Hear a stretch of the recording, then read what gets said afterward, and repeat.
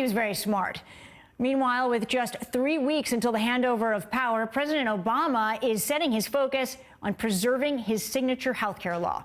He'll sit down with Democratic lawmakers on Capitol Hill Wednesday in an effort to stop Republicans from gutting the Affordable Care Act, as well as making drastic changes to Medicare and Medicaid. And as President Obama wraps up his Christmas vacation this weekend, he's touting some of his administration's achievements and what lies ahead for him. Here's what he said during his last weekly address of the year. It has been the privilege of my life to serve as your president. And as I prepare to take on the even more important role of citizen, know that I will be there with you every step of the way to ensure that this country forever strives to live up to the incredible promise of our founding, that all of us are created equal and all of us deserve every chance to live out our dreams. From the Obama family to yours, have a happy and blessed 2017. To talk about all of this and more, I want to bring in Seema Mehta, political reporter for the LA Times, and Molly Hooper, congressional reporter for The Hill. Ladies, thank you very much for joining me. Seema, I want to start with you. We just heard from the president's final address of the year. What do you make of his legacy, and does he have to fight for it? I mean, he clearly believes that he does have to fight for it. We see this in the steps that he's taking through executive actions, through the statements that he's making, through his meetings with Democratic lawmakers that are upcoming, efforts to protect his legacy, Obamacare, his foreign policy decisions, and because we know that, his immigration policy, because we know that he is completely at odds with the president-elect on a number of these issues, and the president-elect has vowed, the first day he takes office to use executive actions, et cetera, to really try to overturn much of the president's legacy. Let's turn now to Congress, Molly. I want to ask you about this news today that a computer at the Vermont Power Company was breached potentially. Is this the kind of shot across the bow that just might bring Democrats and Republicans together on this issue of cybersecurity and how important it is to our country?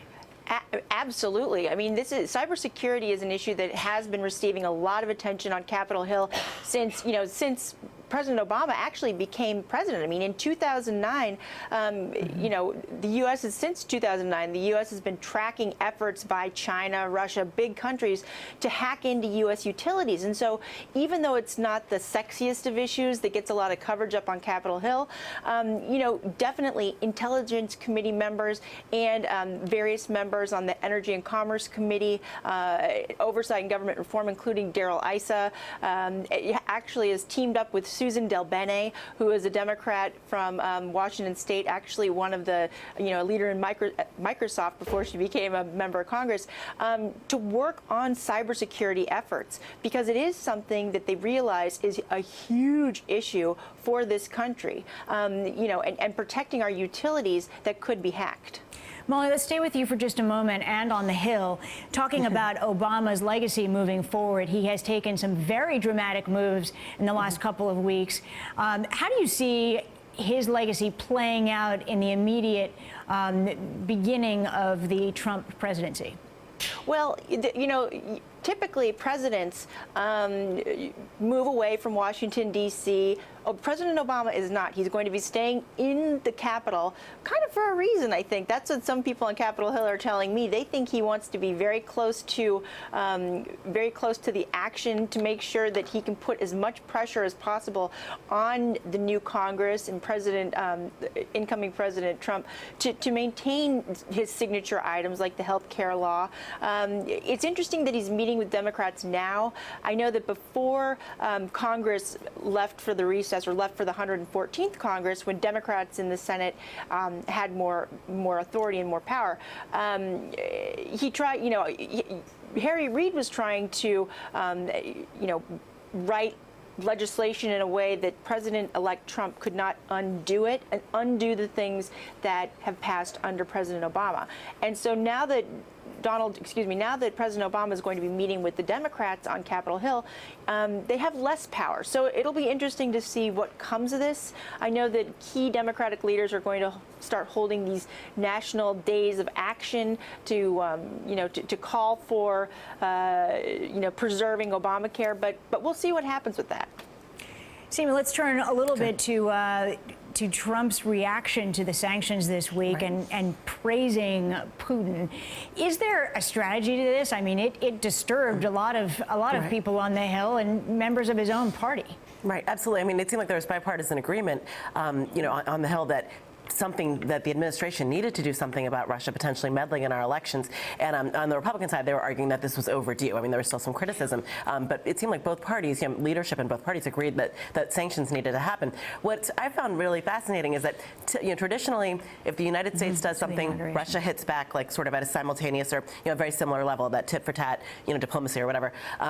This time, Putin deciding not to hit back, not, you know, after the United States decided to, you know, send 35 Russian diplomats and their families to make them leave the country, you know, issued sanctions against some agencies, some companies, et cetera, you know, closing those two properties or denying access to those two properties in New York and Maryland that Russia owns and that their diplomats use for recreation, although Americans argue that they use them for spy purposes. I was amazed that Russia did not, you know, retaliate. And I think it's definitely a deviation from their normal behavior. And so, some people would argue that this is really Putin playing chess, because Trump, because of his warm words towards Putin, towards Russia throughout the campaign, he was already facing a lot of scrutiny. So once he took office, if Russia had hit back at the United States, he would have been facing even more scrutiny and tension from members of his own party, you know, to really continue to stand up to Russia. So the way this is going to unfold in the next couple weeks, I think, is going to be fascinating.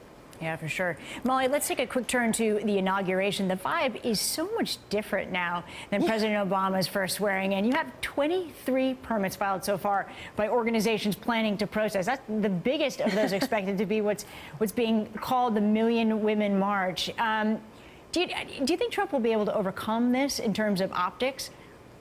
Well, the thing about this is, if you go back to 2008, when President Obama was elected president, it was just, you know, hope and change, and it was a positive vibe, and the election, I mean, President Obama did not have the negatives that Trump did when he won the presidency. And, you know, this kind of is an extension of the campaign. If you think about it, Hillary Clinton and Donald Trump had the highest negatives of any candidates running for president. I remember that there was just, you know, distrust on both sides. So this really has a lot to say about the state of the country right now and the state of uncertainty, what's going to happen in the future. But we'll see. We'll see what happens with these protests. I know that on the other side, one of the big inauguration balls that's getting a lot of coverage, or at least a lot of interest among you know, Trump supporters, is the deplorable. And that's attracting a lot of attention from people who would be considered on the alt-right, and so there's sort of an opposite situation. So we'll see how that plays out again also, but it definitely is a different vibe in this city than it was when President Obama was inaugurated. And there's some indication that President-elect Trump recognizes that. He has said he's going to try and bring the country together. So we'll see how that goes. Molly Hooper and Seema Mehta, thank you both very much. Thank you. Thank you.